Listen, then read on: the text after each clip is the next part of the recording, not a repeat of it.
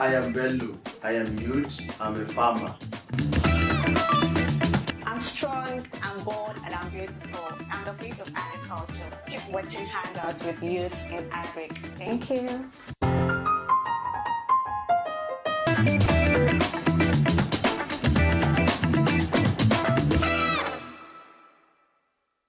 Hi guys, welcome to that program where we give agripreneurs the platform for the future, your #1 program that will help boost all agripreneurs in the world in the agricultural sector. Welcome to the show. I'm Joy Labaran. Now, if you haven't subscribed to our YouTube channel, I don't know what you are still waiting for. Please, let's expand our family base, so you are going to help us do that. Follow us on all our social media platforms and subscribe to our YouTube channel. Like I always say, you don't want to be first to get the pop-up of any notification. Please do that, and welcome to the show. Welcome back. If you just joined us, you're right in time. This is Hangout with Youth in Agric on Agribusiness Weekend, and thank you so much for staying with me on the show. Today I have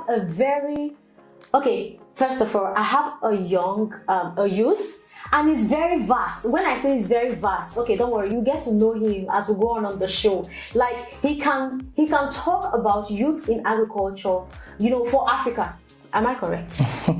And today we will be looking at youth in agribusiness. And join me on set as I make welcome Ekundayo, Oluwadamilare. Thank you so much for coming to the show. It's a great honor to be here. All the way from OAU. Can you imagine that? Thank you so much for coming. It's an honor to be here. Thank you. So how did you get to know about Hangout with Youth in Agriculture? Yeah, I've been following the post on social media. Oh, wow. Yeah, especially on Twitter, and I followed them on YouTube and LinkedIn. When I saw the awesome work that I've been doing, I was like, wow, I got to be part of this beautiful thing. Yeah, definitely. And you're here today. Yeah, I'm honored to be here. All right, so Ekundayo, let's talk about youth in agribusiness. When we say youth in agribusiness, what's the first thing that comes to mind? Yeah, from the concept of the word youth in agribusiness, it's mean when the young people take over the business of agriculture.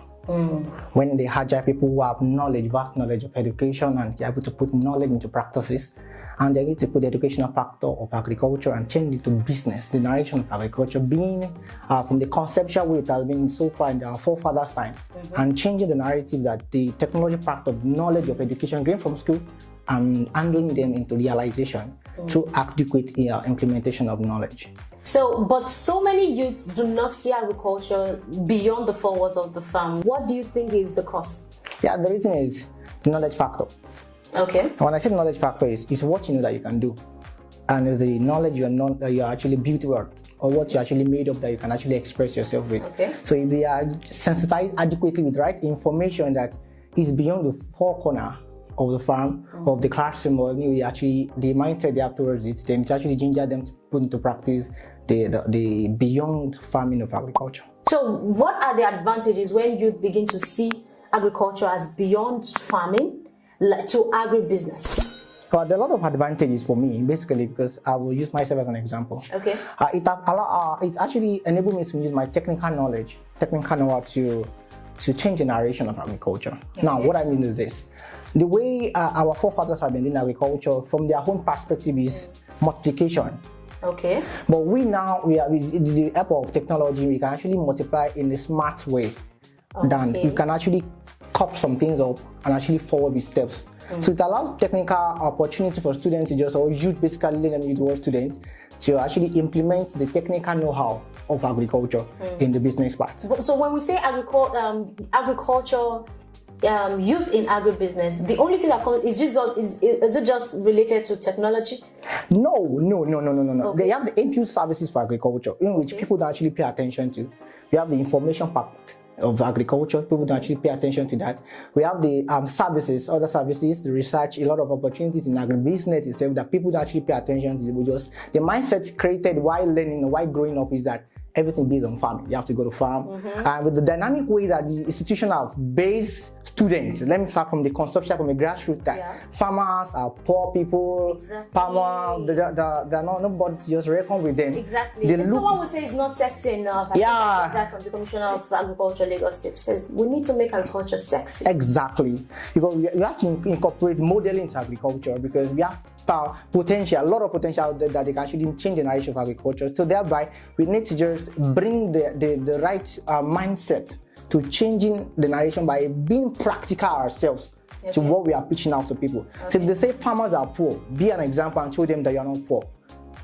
In your smartness, in the way you do, the way you look, let them be a model that the agribusiness itself is for people that have the potential to change the narration. When I say the narration, doesn't mean about the title, but about the results. If you have the result, people will say, okay, farmers are leaders and they rule the nation. You know, farmers are not just leaders; they are saviors. Yes, I can actually bring a quote. It says, "Agriculture is the oxygen of life." Wow, I think I'm and cool that's with that. true. Yes, that's true. Agriculture is the what? Oxygen of life. Of life. You should know that. Get a pen and book and know that. That's words of wisdom. Yes. Dami, what propelled your passion for agriculture? Because you're studying agriculture in school, right? Yes. So what propelled your passion? Because there are so many students in school studying agriculture, but that wasn't what they wanted to do. You understand that kind of, know, our education system. Yeah. So we don't want to send you back home, so just do agriculture. And some students are like, oh man, this is not what I came here to do. Let me just run this thing and get out of here, you know. And now we have people that study agriculture working in the bank. They are counting money. Exactly. What is your passion? Personally, I didn't opt in for agriculture.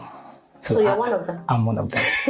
But the thing is, immediately I was given agriculture, although I was so sad because I don't have the understanding. Okay. But immediately I went out of my dad's room, I was like, wow, I think there's an opportunity for me here.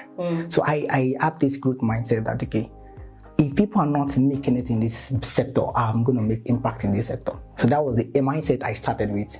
So I started producing in my own little way.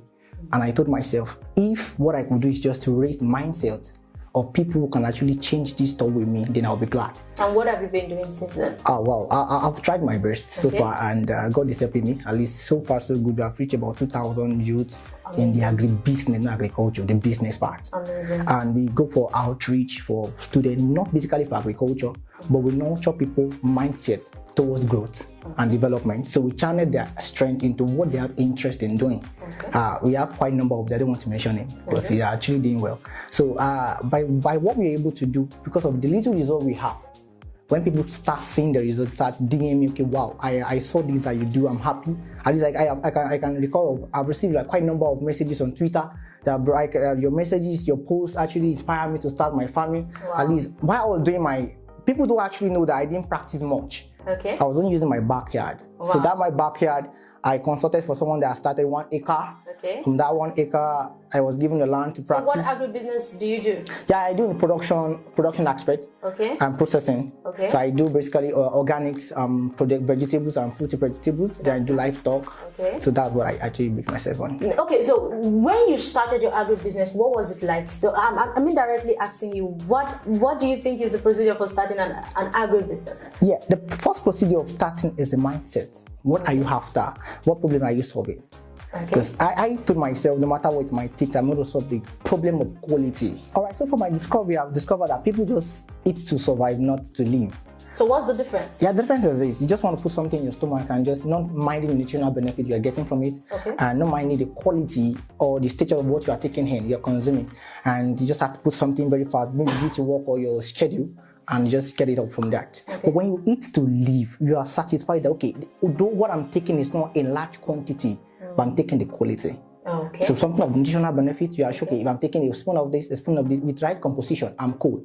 So that's what will produce and what I'm paid. Because you are what you eat and you are what you say. So what you eat will proper what you say, and what is proper what you do. So it's a chain reaction. So if you consume something good, you will present something good. But if you are not nutritionally okay, then it's very you need a diagnosis, because you need to be given the right proportion of what you need to take. So that will actually solving as a problem. Okay, so the first thing the agripreneur should look out for when starting an agribusiness is quality. Is the quality. Then, now what would you say about agribusiness policies in Nigeria? Yes, thank you. The policies is actually because the government actually playing their part in ensuring that in any way you want to come into the chain system, you have no issue, because it depends on what you're coming to do. So the chain is as vast as you can actually operate. But still, I think the policy needs to be modified. Okay. In the sense that for people, the large producer of what we take all over the world are the subsistence farmers. And where the aspect of the corporate commercial farmers are not as much as they are. But these people that are actually trying their best to get food on the table, they're not okay. The chain gap is too much for them. They are suffering. And the suffering is that they are being cheated by a lot of people.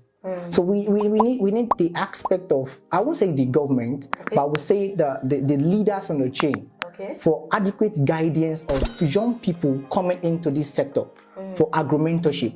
That okay, if we can't change everything at once, but we can start from the grassroots by changing the modification of their mindset. So let's give them a right attitude to an attribute to producing something good. Then let the policy come in place that if this is what you're producing, we can help you get market. So we can't, because one farmer cannot solve all the chain itself. So we need a combination, a collaboration of young people together to ensure that as this one is producing, let me make into the marketing aspect, let me sell, so the chain can be complete and no one will be cheated. So there is a cheating aspect in this modification that we are using presently, and in the aspect of the policy, it needed for it to be remodified to help your subsistence farmers who are producing a larger aspect of what we are consuming. Man, I'm so full of the knowledge that Ekundayo is dishing out for us this evening. I hope you're learning a lot. Let's take a short break, and when we come back, the show continues. So don't go anywhere.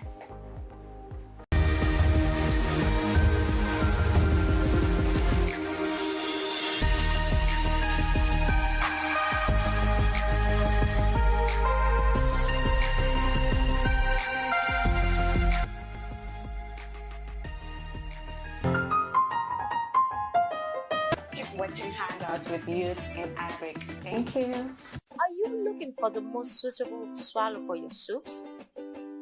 Then try Benzerco potato flour recipe. This flour recipe is best for diabetic patients, low in sugar and low in calories, and easy to prepare.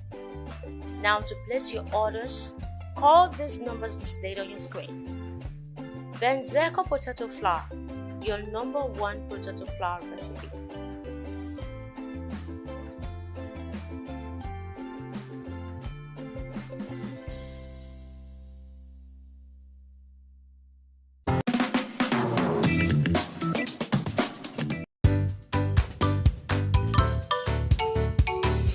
What is the full meaning of BAE? B-A-E. BAE.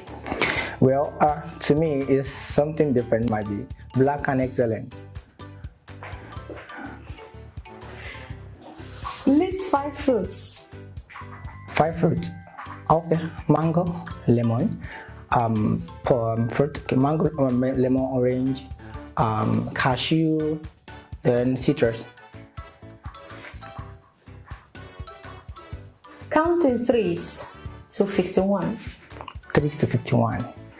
All right, 3, 6, 9, 12, 15, 18, 21, 20, 24, 27, 30, 33, 36, 39, 50, 39, 42, 45, 47, 50, in 3, right? Right, you feel so. Yeah, first of all. Last one. List 5 vegetables. Yeah, vegetables. Okay, we have the leafy vegetables. We have the jute mallow, called ugu. Sorry, jute. Can you please repeat that? List 5 vegetables. All right, we have the jute mallow called ewedu. We have the fruited pumpkin called ugu. We have the green leafy. We have the